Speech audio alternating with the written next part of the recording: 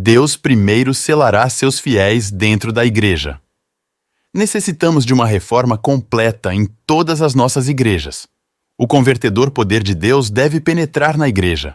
Buscai ao Senhor com todo o fervor, abandonai vossos pecados e esperai em Jerusalém até que sejais revestidos do poder do alto. Testemunho para Ministros, página 443. Deus diz que o poder de conversão está por vir.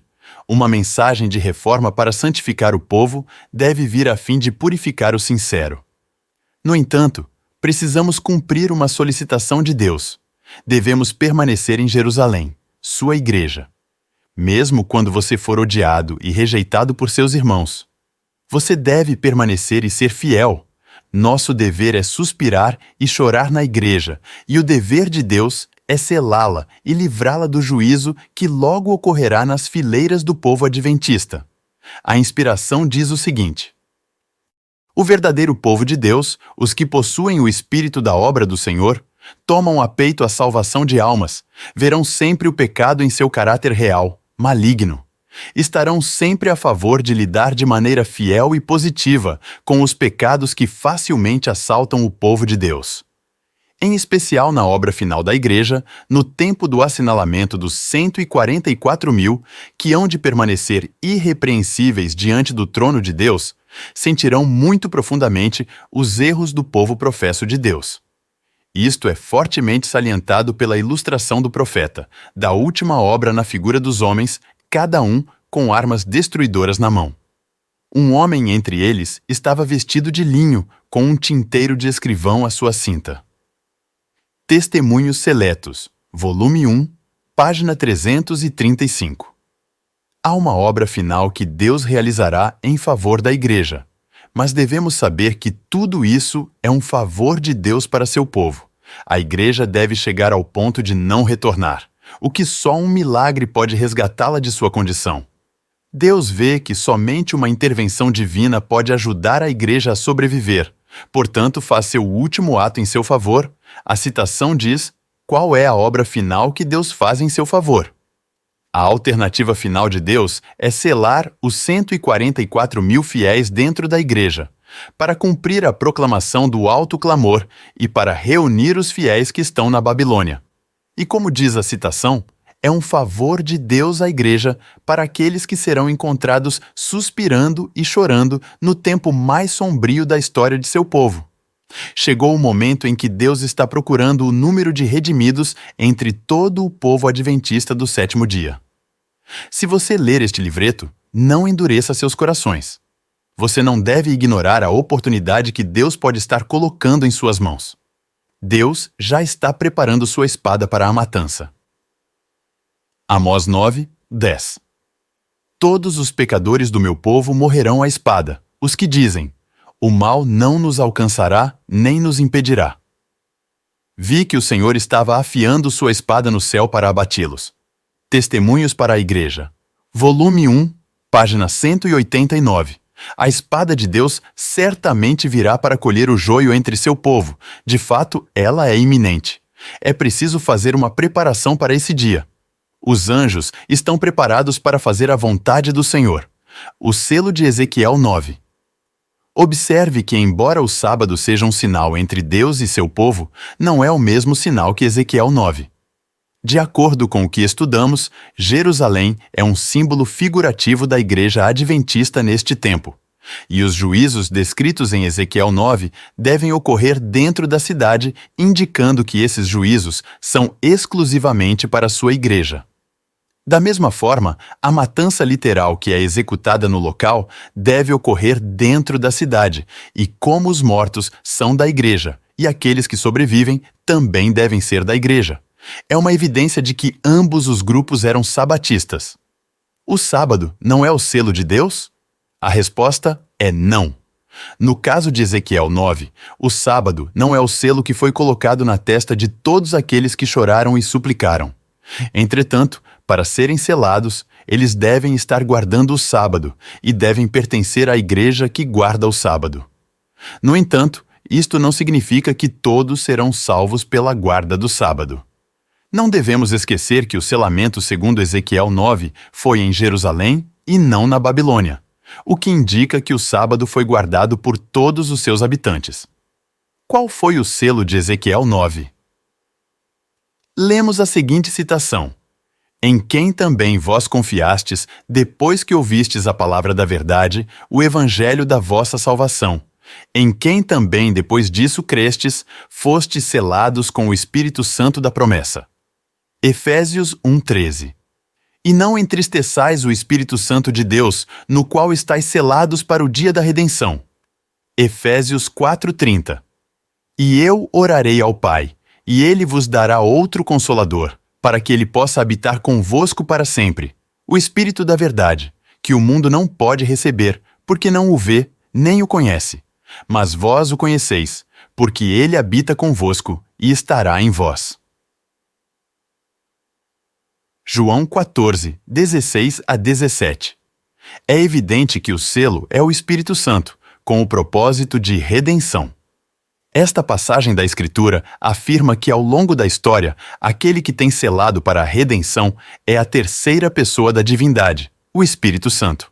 No entanto, o Espírito usa um meio para colocar esse selo, e ele é o instrumento da verdade. Portanto, o selo que é colocado sobre aqueles que estavam suspirando e chorando na cidade de Jerusalém, mencionada por Ezequiel 9, é a verdade presente trazida pelo Espírito de Deus para selar aqueles que estão separados de Deus e para separar aqueles que estão em um estado de rebelião. Entretanto, ambos os grupos professam a mesma fé e praticam a mesma religião. Ambos são muito parecidos e aparentemente acreditam na mesma coisa, mas é a verdade presente que faz uma separação espiritual, e então a espada de Deus faz a separação física de cada um deles. Se esta verdade for acreditada e aceita por uma alma sincera, será finalmente transformada e, portanto, salva, do qual já foi profeticamente declarado que fará parte dos 144 mil. Qual é a verdade que separará os dois grupos? Esta verdade diz respeito ao grande e terrível dia do Senhor sobre Jerusalém, proclamado pelo profeta Elias. A inspiração diz: será que ouvirão sua mensagem e acordarão antes que seja tarde demais? Somente os anjos de Deus podem ver a verdade gravada e vivida em nossas vidas. Portanto, no momento da destruição, os anjos do céu podem ver quem tem a marca da redenção e quem não a possui. Qual é o selo do Deus vivo que é colocado na fronte de seu povo? É um sinal que os anjos, mas não os olhos humanos, podem ler, pois o anjo destruidor precisa ver este sinal de redenção. Carta 126, de 1898. Logo que o povo de Deus estiver selado na fronte, não é algum selo ou marca que pode ser visto, mas a consolidação na verdade, tanto intelectual como espiritualmente, de modo que não possam ser abalados. Logo que o povo de Deus estiver selado e preparado para a sacudidura, ela ocorrerá. Na realidade, já começou. Eventos finais, página 219. A inspiração afirma enfaticamente o que significa o selo. Uma consolidação da verdade tanto na teoria quanto na prática. Mas que verdade? A Bíblia tem tantas verdades, como sabemos qual de todas essas verdades pode ser a realidade a qual Ezequiel 9 se refere?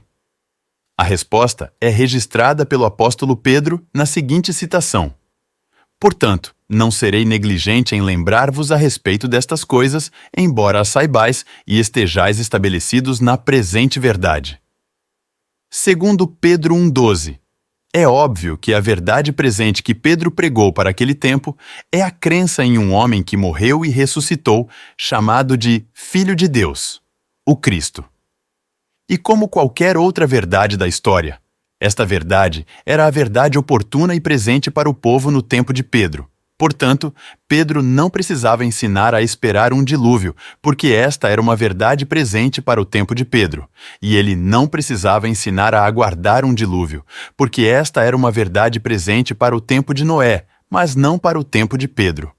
Assim, sucessivamente ao longo da história em cada época, Deus enviou uma verdade presente ao povo, e todos aqueles que a aceitaram foram selados para a salvação, e aqueles que rejeitaram tal verdade foram marcados para a perdição. A inspiração afirma este conceito nas seguintes citações. Para sua igreja, em cada geração, Deus tem uma verdade peculiar e um serviço especial. Parábolas de Jesus, página 34. Em cada época, há novo desenvolvimento da verdade, uma mensagem de Deus para essa geração. As velhas verdades são todas essenciais.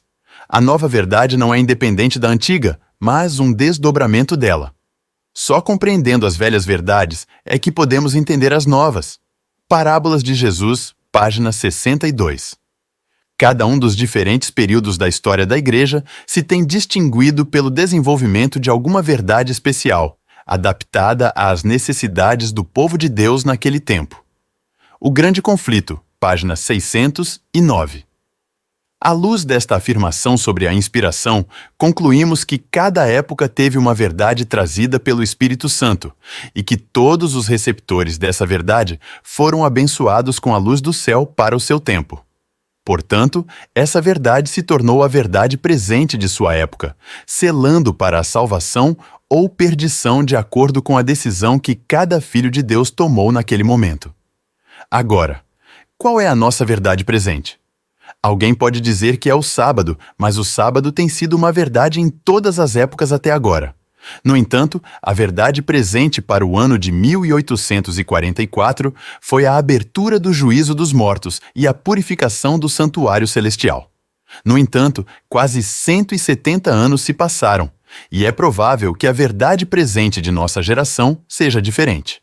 No entanto, a verdade do sábado continua válida para a eternidade, assim como outras verdades antigas.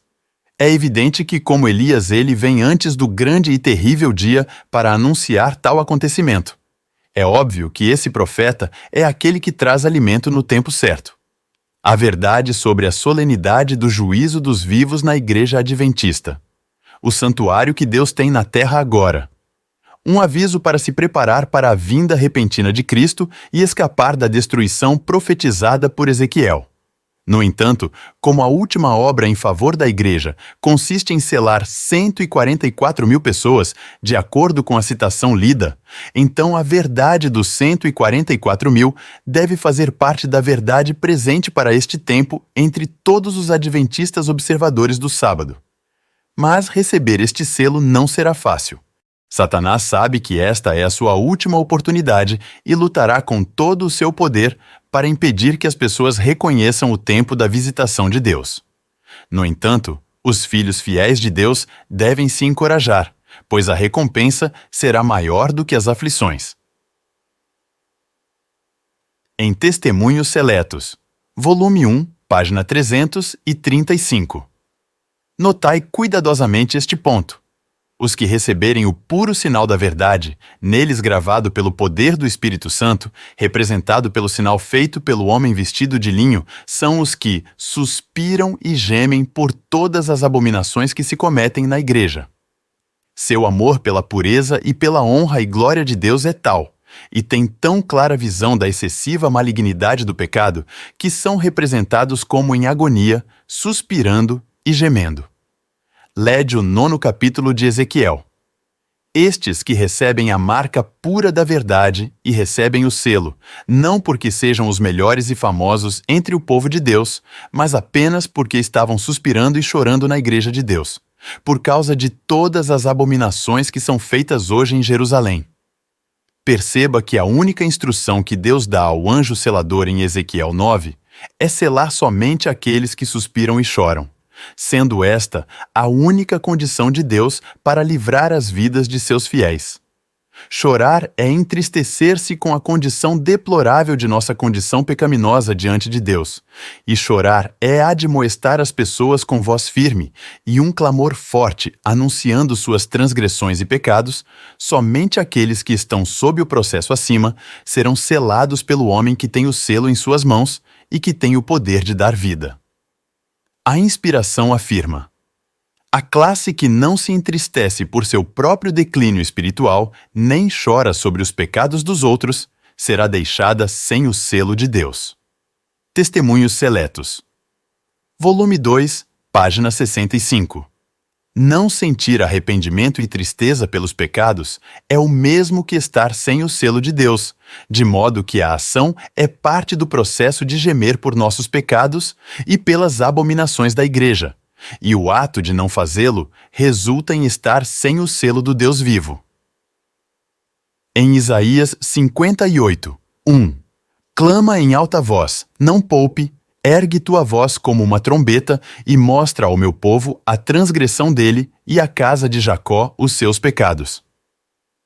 Não é o mundo ímpio, mas são aqueles a quem o Senhor designa como meu povo, os que devem ser reprovados por suas transgressões. O Grande Conflito, página 452. Note que Deus pede para clamar por causa das abominações que são feitas na Igreja e não no mundo. O sábio Salomão diz que há um tempo para tudo. Deus designou um tempo para cada evento, e, obviamente, o mundo pagão está na agenda de Deus. Entretanto, devemos caminhar de acordo com a verdade que temos, e não nos anteciparmos ao trabalho que Deus nos pediu que fizéssemos. Esse trabalho é clamar pelo pecado de Israel hoje e anuncia-lhes sua rebelião por causa de sua traição à Santa Comissão que Deus deu à sua Igreja em 1844. Uma mensagem de paz e segurança levará à ruína de muitos. Em Testemunhos Seletos. Volume 2, página 65. Os tempos mudaram. Estas palavras fortaleceram-lhes a incredulidade e dizem: o Senhor não fará bem nem mal. É demasiado misericordioso para visitar seu povo em juízos. Vemos aí que a Igreja, o santuário do Senhor, foi a primeira a sentir o golpe da ira de Deus. Os anciãos, aqueles a quem Deus dera grande luz e que haviam ocupado o lugar de depositários dos interesses espirituais do povo, haviam traído o seu depósito. Colocaram-se no ponto de vista de que não precisamos esperar milagres e as assinaladas manifestações do poder de Deus, como nos dias da antiguidade. Os tempos mudaram. Estas palavras fortaleceram-lhes a incredulidade e dizem: o Senhor não fará bem nem mal. É demasiado misericordioso para visitar seu povo em juízos. Assim, paz e segurança é o grito de homens que nunca mais erguerão a voz como trombeta para mostrar ao povo de Deus suas transgressões e à casa de Jacó os seus pecados. Esses cães mudos, que não querem ladrar, são aqueles que sentirão a justa vingança de um Deus ofendido. Homens, virgens e crianças, todos perecerão juntos. Testemunhos Seletos. Volume 2, página 66. A partir desta citação, aprendemos os seguintes pontos. Primeiro, a Igreja de Deus é a primeira a sentir o golpe da ira de Deus. Segundo, os anciãos haviam traído sua comissão. Terceiro, os anciãos pregam a paz e a segurança. Quarto, os anciãos declaram que Deus é misericordioso demais para punir. Quinto, os anciãos se calam mesmo diante dos piores pecados do povo e são comparados a um cão mudo que não ladra. Sexto, os anciãos sentirão a vingança de um Deus por sua cumplicidade.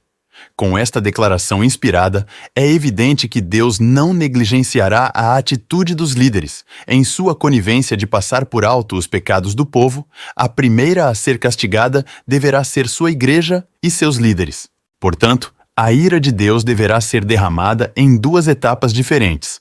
Alguns serão os primeiros, e neste caso deve ser a Igreja, e outros serão julgados depois sobre a Babilônia. Tem sido entendido que as últimas 7 pragas ocorrem onde a ira de Deus é consumada, mas sua ira não começa ali. As últimas 7 pragas serão exclusivamente sobre os ímpios na Babilônia, de acordo com Apocalipse 18:4. Isto significa que a Igreja foi punida com um castigo diferente das 7 últimas e finais pragas. A inspiração diz em relação ao julgamento da Igreja que os anciãos também serão punidos de forma letal por sua indiferença, não em comparação com um cão, mas com a função de um cão. Eles deveriam ser cães que ladram, mas em vez disso é mudo. Sua mensagem estava em oposição à mensagem de admoestação que Deus estava enviando à sua igreja. Deus afirma que um dia de matança está chegando à sua igreja, mas os líderes declaram que isso é impossível, que Deus é amor e não pode punir tão severamente como descrito no capítulo 9 de Ezequiel. Embora a inspiração declare que esse capítulo deve ser cumprido literalmente. Os anciãos do povo continuam a adormecer as pessoas para que eles pereçam em sua grande ruína e continuem acreditando que todo o mal que a Bíblia prediz deve ser entendido simbolicamente e que não deve haver necessidade de preocupação. Meus irmãos, um trabalho especial acontecerá em nosso meio. Este povo sitiado pela apostasia não permanecerá em tal condição para sempre.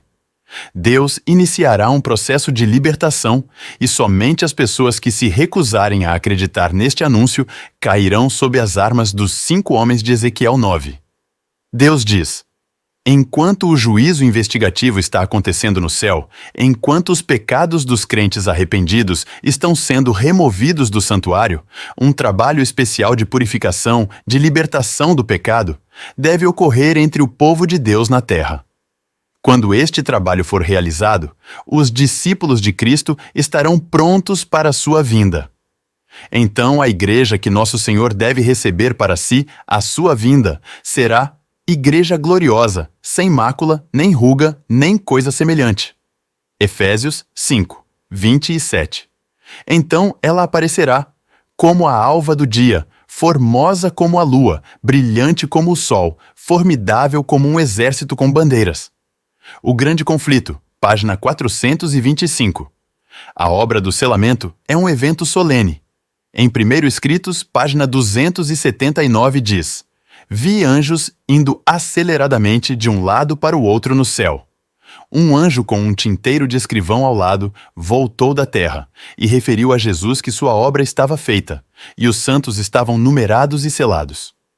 Então, vi Jesus, que havia estado a ministrar diante da arca, a qual contém os 10 mandamentos, lançar o incensário. Levantou as mãos e com grande voz disse: está feito. E toda a hoste angélica tirou suas coroas quando Jesus fez a solene declaração: continue o injusto, fazendo injustiça, continue o imundo, ainda sendo imundo. O justo continue na prática da justiça e o santo continue a santificar-se. Este trabalho de selamento tem o propósito de obter um número, e quando esse número estiver completo, então a porta, há muito tempo aberta, será finalmente fechada. O anjo comunica ao Senhor na citação acima que os santos foram completados e numerados. Isso significa que o trabalho desse anjo é completar um número específico na Igreja de Deus: os 144.000 resgatados do Cordeiro. Como sei que esse número é verdadeiro? É simples.